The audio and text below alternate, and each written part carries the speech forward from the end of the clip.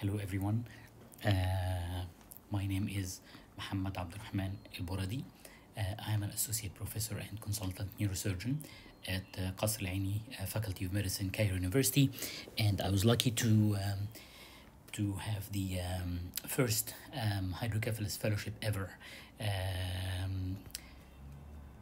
that was announced by the Royal College of Surgeons. I spent a year and a half, in addition to 6 more months, with Mr. Lawrence Watkins at the National Hospital for Neurology and Neurosurgery at Queen Square, where I learned a lot about hydrocephalus, CSF, and ICP. It's a long story, and we will have to talk about this in one of the other presentations. So to start with, I'm starting these lectures. It's a non-profit thing that I enjoy doing. I enjoy teaching. When I was still an assistant lecturer back home in Egypt, I used to present almost on weekly basis in our weekly conference. That was very useful. I have lots of passion for microsurgical anatomy, not the usual neuroanatomy, but the microsurgical anatomy. And I quoted in one of my presentations before a quote wrote by William Somerset Maugham, the English writer. He was a famous playwright, novelist, and a short story writer. And he was giving an advice to the first year medical students. And he was saying, I quote, "You will learn many tedious things which you will forget the moment you have passed your final examination. But anatomy, it's better to have learned and lost than never to have learned at all," which is true. I always have believed that good surgeons are good anatomists. So we will have to give lots of presentations about microsurgical anatomy.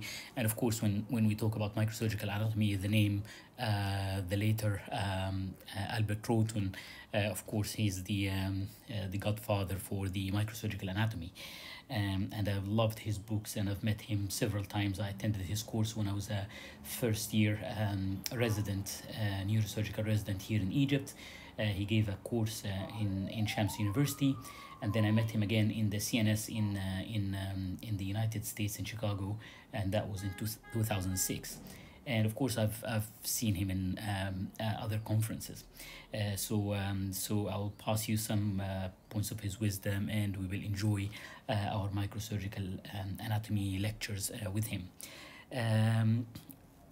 The lectures that I'm going to give are not going to follow a particular pattern. I will try to speak a lot about special topics. My master degree thesis was about the split cord malformations in pediatrics, which I found very interesting, and we'll have to talk about them in depth and details because you won't hear a lot about them unless you go to a specialized unit because they're a bit rare.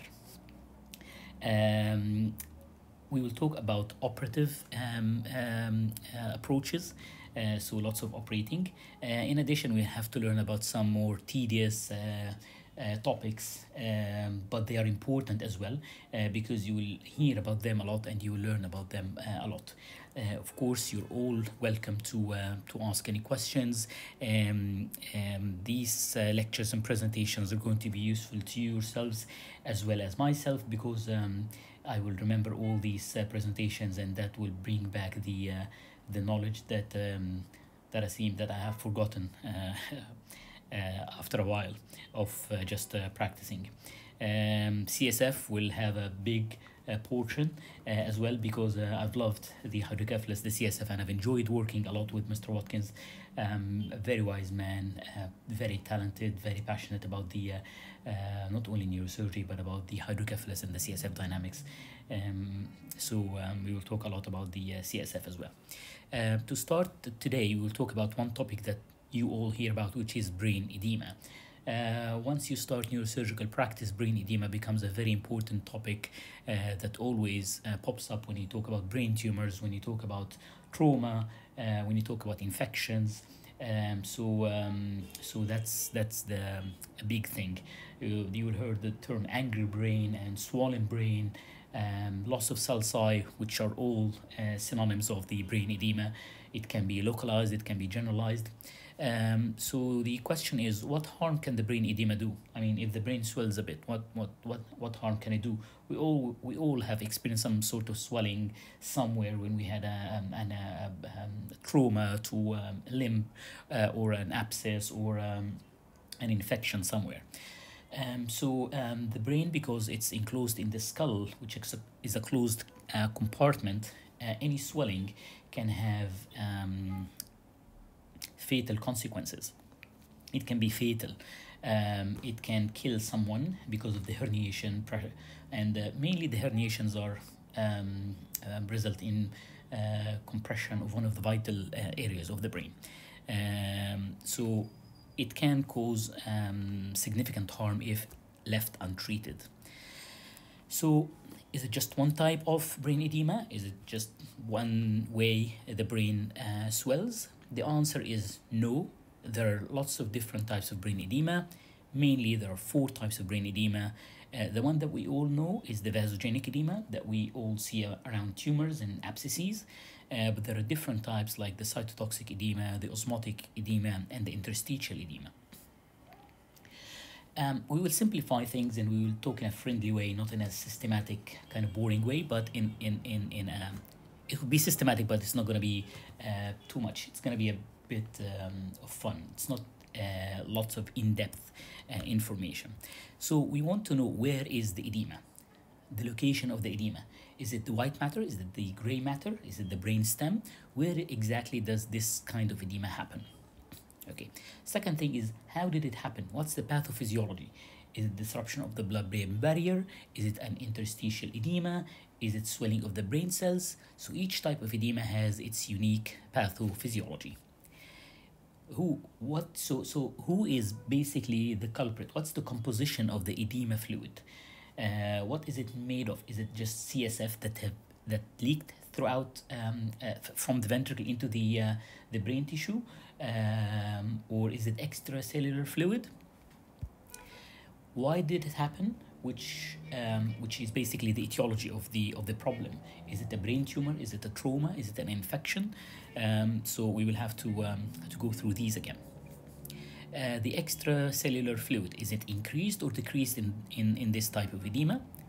The response to medical treatment. So we've learned through medical school, when you have somebody has edema, you try to give anti-inflammatory. If there is an inflammation, you give something to calm down this edema and make the edema fluid gets absorbed. Steroids, of course, when brain edema comes to mind, then you always think about the steroids and the role in the brain edema, but it doesn't work always and doesn't work in all types of edema. Diuretics, because the edema is basically a fluid. Would diuretics work in certain types of edema, particularly brain edema, or not? And how else can I treat it if it's not responding to steroids or diuretics, or if it's a bit resistant to the medical treatment? So our first type is the vasogenic edema. So where does the vasogenic edema happen? It's basically in the white matter. How does it happen? It is increased in the vascular permeability at the blood-brain barrier, or the blood-tumor barrier level, and it's all extracellular. So certain tumors are notorious for having the genes, and when these genes get expressed, like the vascular endothelial growth factor and the vascular proliferative factor in meningiomas, and they can cause significant vasogenic edema and white matter edema, to the point that the meningiomas, they have their own classification for edema. We will talk about this in brief now, and then later on we will talk about meningiomas, because this is one of my favorite topics. Meningiomas are benign. I mean, there are 15 histological subtypes. 9 of them are benign, but the problem is always is about where they are located and how difficult you have to navigate your way until you get to them and try to resect them completely to decrease the instance of recurrence. But back to the edema around the meningiomas, basically the first grade is a grade 0 when there is no edema, or basically a small halo around the tumor or the meningioma. Second grade, or the second level, which is a grade 1, is basically a white matter edema, And the third grade is a significant edema that it's called a hemispheric or a near hemispheric edema, that the almost the entire hemisphere is edematous secondary to the presence of this meningioma. What is the culprit? What is the visogenic edema fluids formed of? It's basically formed of ultrafiltrate of the plasma, which makes sense because when you have increased permeability, not all the plasma constituents can go through the blood-brain barrier or the blood-tumor barrier, but certain constituents can go, mostly the water, of course, and that's called the ultrafiltrate of the plasma. Why does it happen? Like we said, mostly brain tumors, primary or secondary. Of course, in secondary brain tumors, edema is more significant, and that's how when you see a significant edema, you start thinking about certain pathologies and try to put the primary ones at the next level. Abscesses can be surrounded by edema. Of course, there are four pathological stages or stages that pass from early cerebritis to late cerebritis to early abscess formation to late abscess formation, and the edema can differ a tiny bit between these during these four stages. Encephalitis, late infarctions, trauma. Vasogenic edema can happen around certain types of trauma because of the breakage of the blood-brain barrier, but it's not the main type of edema that you would see with trauma. Lead toxicity as well causes vasogenic brain edema. The extracellular fluid is increased, makes sense because the increased permeability allows for the plasma ultrafiltrate to leak through the blood-brain barrier and the blood tumor barrier, and that all goes to the extracellular fluid space. So, the response to medical treatment, this type of edema, yes, it does respond to medical treatment, mostly to steroids that stabilize the blood-brain barrier, and subsequently this decreases the leakage of the plasma ultrafiltrates into the extracellular fluid space, and that helps with this edema. Diuretics, they have minimal or no effect because this is not an intravascular problem, it's an extra vascular problem in the interstitial fluid. How else to treat vasogenic edema when it stops responding? The main line of treatment, of course, is reverse the primary insult or remove the tumor. One of the things that I've learned through neurosurgery, I'm sure everybody would agree about this, is whenever you have a pathology, you have to treat the primary pathology. Nobody likes symptomatic treatment. In disease, when we don't understand the exact pathophysiology or the mechanism, these are the diseases that are difficult to treat because we don't understand what they are doing. So it's very difficult to treat the primary pathology in these cases. But in disease that we know what the primary problem is, then it is better to treat it and get it out of the way, rather than trying to treat symptoms. For example, if a brain tumor, the brain tumor is benign, it's been there for a while, and then the edema happens, causing some symptoms and raised intracranial pressure, sometimes with localization if it's near an eloquent area. So you give some steroids and some diuretics, basically some steroids, and the edema lessens, and then the patient improves. Okay, you've treated the edema, and the patient is better now, but that does not mean that it wouldn't recur again because the cause is still there. So that's what you have to do. If you have a foreign body in somebody's body it's causing an inflammation or infection around it, you give him antibiotics, you treat it, anti-inflammatory, you treat it, and then later on it will happen again. So the best way is to remove the foreign body to try to treat the main problem. Sometimes in certain cases, in certain rare cases, you cannot treat the primary pathology, and unfortunately in these cases you have to resort to symptomatic treatment, but that should not be your main goal ever. The second type of edema that we see is a more more aggressive kind of edema that's a bit more resistant to treatment, which is called the cytotoxic edema. The cytotoxic edema happens in both the gray and white matter, and as the name says, cytotoxic, you can see that it affects the cells, and it's toxic, so the cells swell secondary to this, and this is the main cause of this edema. This is secondary to the metabolic failure in the sodium-potassium AT base pump that causes an osmotic gradient This osmotic gradient results in shifting of the fluid into the inside the cells, and this affects, like I said, all types of cells, so the glial cells, neurons, and the endothelial cells as well, so all types of cells. The culprit, or the edema fluid, is basically formed of the sodium and the water that accumulate inside the cell. Why do they happen? When do they happen? What causes cytotoxic edema? Hypoxia or anoxia of the brain, diabetic ketoacidosis, hepatic encephalopathy, hypothermia, infarctions, ischemia, infections, meningitis, trauma, Ray's syndrome, and water intoxication. All these can result in swelling of the brain cells. And as you can see, all these, the anoxia, diabetic ketoacidosis, hepatic encephalopathy, hypothermia, infarctions, oral fatal conditions.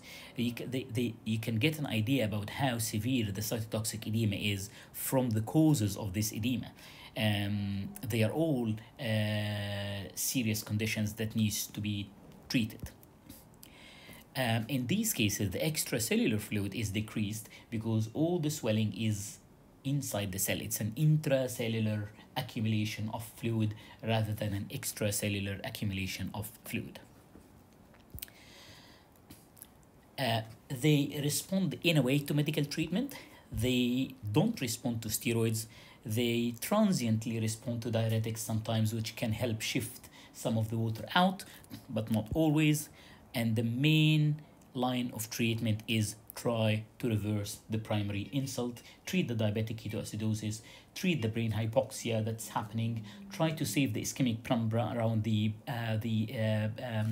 infarcted area, try to treat the infection in case of encephalitis. So always try to go after the main cause of the problem, because like you can see, it's a serious one, and it's resistant to medical treatment. Our third type of edema is a nice one. I think it's the most benign or the less extensive one, unless there is always an exception. There are always exceptions, but this edema happens in the periventricular white matter, basically around the ventricles, and this they used to call this the ground glass appearance around the frontal horns of the ventricles in cases of hydrocephalus with transependymal permeation or transependymal permeation of the CSF. Because of the increased pressure, it leaks through the ependymon of the ventricle, and it leaks into the around the ventricles, into the white matter around the ventricles. And this is basically the water and solutes in the CSF that leak into the periventricular extracellular space. And like you said, it's caused by hydrocephalus. You can see it in a very severe form in cases of hydrocephalus secondary to ventriculitis. In this case, the edema is very extensive because it's a combination, and the pressure is very high in addition to the inflammation that disrupts the blood-brain barrier. So in these cases, you will see lots of ground glass appearance around the ventricles. What's the composition? CSF. Why does it happen? Again, it's a simple one. It's hydrocephalus. And in these cases, again, extracellular fluid is increased because, like we said, it leaks through the ependyma into the tissues and not inside the cells. Does it respond to medical treatment? Yes, it does respond to medical treatment. Steroids, not really. They don't work in hydrocephalus, but in diuretics, they can have a transient effect. Sometimes you can give somebody some diuretics, and that can improve their the edema. Sometimes hyperosmolar therapy like mannitol can improve it slightly, but again, that's a transient effect, and you should not count on this as a treatment of hydrocephalus. Main treatment of hydrocephalus is decompress the ventricles or decompress the brain or shift this extra amount of CSF inside the ventricle by doing any kind of shunting, whether this is by a shunt, EVDs, ETVs, endoscopies, anything that you can do to shift this fluid to help improve this kind of edema and save the patient's life. The osmotic edema is our last type. Again, it happens in the white matter of the brain. The brain in these cases is hyperosmolar. It, hyperosmolarity, it absorbs the water, it attracts the water. So the brain is more hyperosmolar than the plasma, which shouldn't be the case. So in this case, water will move from the less osmosis, which is the plasma, into the brain tissue, which is hyperosmolar, and this is called the movement along the osmotic gradient. So the culprit is usually this happens in hemodialysis patient, it happens in hypertensive crisis, it happens in syndrome of inappropriate antidiuretic hormone secretion, and it happens in water intoxication. And as you can see in all these conditions that we've been describing, there is a less osmolar plasma. Hemodialysis patient use all the solids, use all the osmotic constituents of the blood and plasma. The syndrome with inappropriate antidiuretic hormone secretion, you have hyponatremia, water intoxication, there is dilution of the plasma. So in all these conditions, you will find that the plasma is less osmolar than the brain. Of course, it happens in the extracellular fluid space more than the intracellular fluid space. So it happens extracellularly more than intracellularly. And the constituent is basically an extracellular fluid with a shift of water mostly. Again, the extracellular fluid is increased in this case, and its response to medical treatment is partial response to medical treatment, and our main line of treatment will remain to be reversal of the primary insult, which sometimes can be very difficult again to treat, like in cases of SIADH and the water intoxication, the hypertensive crisis. Like you've seen, all kinds of edema cause accumulation of the extracellular fluid, or the extracellular fluid is the main cause of the edema, or the main site of the edema, while only in the cytotoxic edema, where it's the extracellular fluid volume is decreased because the cells swell and they take all this space. I know this is not the best lecture that you would like to listen to. It's just an introductory one. I hope you can basically use it to revise or as a flashcard before any of your exams or during your rounds. It's very nice. You can summarize it as mostly vasogenic edema will respond to the steroids, which is important for you as a neurosurgeon when you treat. Always keep in mind our motto or our rule that says that always try to treat the primary cause whenever possible, because as we said, there are some exceptions that can still happen that unfortunately you will not be able to treat the primary cause. And some edemas can be treated surgically, like the interstitial edema caused by hydrocephalus, and the vasogenic edema that is caused by a brain tumor. This is an indirect way to treat the edema by removing the cause itself surgically and not medically.